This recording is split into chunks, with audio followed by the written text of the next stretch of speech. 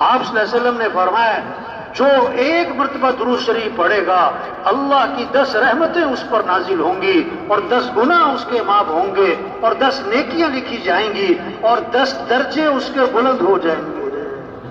آپ نے فرمایا روشن رات یعنی جمعرات، روشن دن یعنی جمعے کا دن، اس میں میرے پر درود شریف کثرت سے پڑھا کرو کیونکہ تمہارا درود شریف میرے اوپر پیش کیا جاتا ہے۔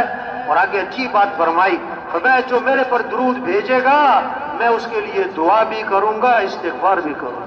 ایک حدیث میں آتا ہے آپ نے فرمایا جو آدمی میرے پر درود شریف پڑھتا ہے، درود شریف بھیجتا ہے، جب تک وہ درود شریف پڑھتا رہتا ہے اس وقت تک اللہ کے فرشتے اس کے لیے رحمت کی دعا کرتے رہتے ہیں۔ آگے فرمایا اب اس کی مرضی ہے درود شریف تھوڑا پڑھے یا زیادہ پڑھے۔